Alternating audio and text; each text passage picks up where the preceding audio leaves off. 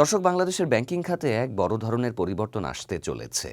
ক্ষমতাচ্যুত আওয়ামী লীগ সরকারের আমলে ব্যাপক অনিয়মের শিকার হওয়া ৬টি বেসরকারি ব্যাংককে একীভূত করে সরকারের নিয়ন্ত্রণে আনার সিদ্ধান্ত নেওয়া হয়েছে। কিন্তু কেন এই একীভূতকরণ? এর ফলে গ্রাহকদের কি লাভ হবে?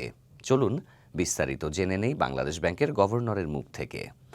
সম্প্রতি বাংলাদেশ ব্যাংকের governor doctor Ahsan H Mansur গণমাধ্যমকে দেয়া এক সাক্ষাৎকারে জানিয়েছেন, ৬টি বেসরকারি ব্যাংককে একীভূত করা হবে এবং সেগুলোকে প্রাথমিকভাবে সরকারের নিয়ন্ত্রণে আনা হবে। এই ব্যাংকগুলোর মধ্যে রয়েছে ফার্স্ট সিকিউরিটি ইসলামী ব্যাংক, গ্লোবাল ইসলামী ব্যাংক, সোশ্যাল ইসলামী bank, Exim bank, national bank এবং ইউনিয়ন ব্যাংক। এই ব্যাংকগুলো আওয়ামী লীগ সরকারের আমলে ব্যাপক অনিয়ম ও লুটপাটের কারণে ক্ষতিগ্রস্ত হয়েছে বলে অভিযোগ রয়েছে। এর ফলে ব্যাংকগুলোর তারল্য সংকট দেখা দিয়েছে এবং গ্রাহকদের আস্থা কমেছে। গভর্নর আহসান এইচ মনসুর স্পষ্ট করে বলেছেন, এই একীভূতকরণ ব্যাংকগুলোকে স্থায়ীভাবে সরকারিকরণ করা হচ্ছে না। তিনি বলেন, এগুলো দিয়ে আমরা একটা নতুন ব্যাংক করব। বাংলাদেশ ব্যাংক তো ইতিমধ্যেই তাদের লিকুইডিটি সাপোর্ট বা তারল্য সহায়তা দিয়ে বাঁচিয়ে রেখেছে।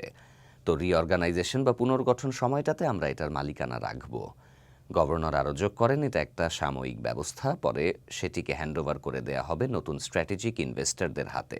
সরকারের এই ব্যাংকগুলোকে পুনর্গঠন করে আবার নতুন বিনিয়োগকারীদের হাতে তুলে দিতে চায়। এর মূল উদ্দেশ্য হল গ্রাহকদের স্বার্থ রক্ষা করা এবং তাদের আমানতের নিরাপত্তা নিশ্চিত করা।